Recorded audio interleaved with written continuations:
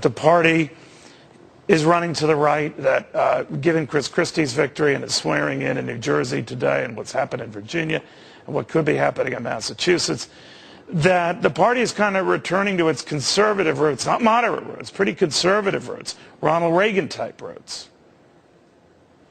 Well, Ronald Reagan was the ultimate big tent Republican. He coined the term and welcomed people of all stripes into our party. But there's no question that the people in this country are returning to conservative values. They want to see less spending and less borrowing in Washington. They want to see a president focus on getting the economy right, not passing a massive new health care takeover. And so Republican principles are in the fore.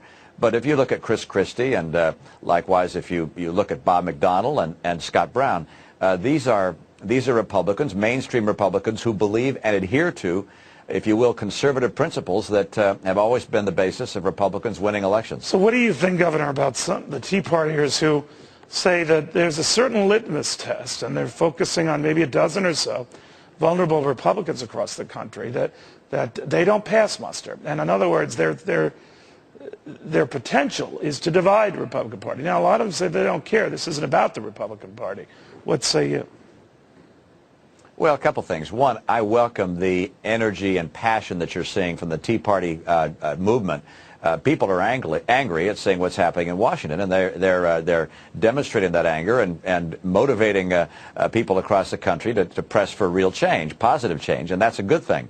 At the same time, if people want to run primary opponents against others, well, that's fine as well. That energizes the party, energizes our base ultimately, and builds the kind of organism that we have to win elections. So I'm not worried about that. On the other hand, to suggest that someone isn't a Republican if they don't agree with you on 100% of the key issues, that'd be a mistake. You do want to do what Ronald Reagan said, which is to have people that have differing views, but who nonetheless share common perspectives on the most important issues. And right now, the economy, national security, health care, those are some of the most important issues we face. So you're not concerned about this being kind of like a philosophical war brewing in the Republican Party?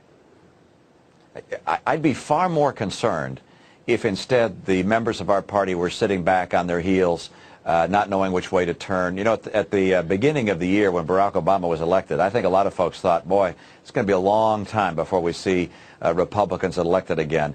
And what the Obama administration has done by going as sharply to the left as they have is really energize our party and create the kind of intensity that's needed to win elections. And that's, I mean, look what's happened in Virginia, New Jersey, and hopefully tonight in Massachusetts. I mean, this is the trifecta, if you will. And in blue states, I mean, New Jersey and Massachusetts, they don't come much bluer than that. And it's a, it's a rejection of Obamacare. It's a rejection of big government. It's a rejection of the arrogance that you see emanating from Washington, where a few people think they know better than the people of America. And if they go ahead and try and jam through a health care program. I'm sorry, sir, but there was a point where Republicans are getting arrogant with their power. You cited in your own presidential campaign. Democrats, maybe, as you correctly pointed out, got arrogant with their power. Who's to say Republicans don't get a little heady with their gains? Well, we're a long way from being in power, and so we're going to have to demonstrate to the people of America that we mean exactly what we say. You're going to have to see that from Chris Christie and Bob McDonnell, and hopefully from Scott Brown and Republicans in Washington. It's very important that we make it very clear. We are for health care reform, just not the Obamacare-style health care reform. We want people to have coverage that's affordable and that's portable, but not a coverage that's going to require a government takeover. So we have to make sure that people understand where we stand, what our issues are, and if we do that effectively, I think you'll see people come back to us and maybe give us a chance again. Assuming if he loses tonight this crucial seat, the president can sort of, even if this were to carry to 2010 in the midterm elections, Governor, he could pull a Bill Clinton and run to the right. Do you think he will? That'd be great for the country, to tell you the truth. I care a heck of a lot more about what happens to the country than I do about, what happens to political fortunes. I hope he moves to the center and stops pursuing this extraordinary left-wing agenda. That would be the right thing. I don't think he'll do that. I think he's committed to a course which is not good for the country. And unlike Bill Clinton, I don't think he'll learn his lesson. And we'll see tonight. If Scott Brown wins this election, and they then go as rapidly as they can trying to push through a health care bill and not seat Scott Brown. Look, when Ted Kennedy ran in a special election, they seated him the next day. So will they seat Scott Brown the next day?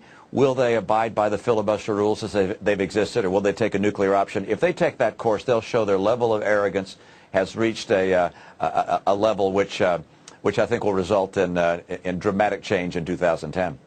We'll watch it closely, Governor. Very good having you again. Good seeing you again.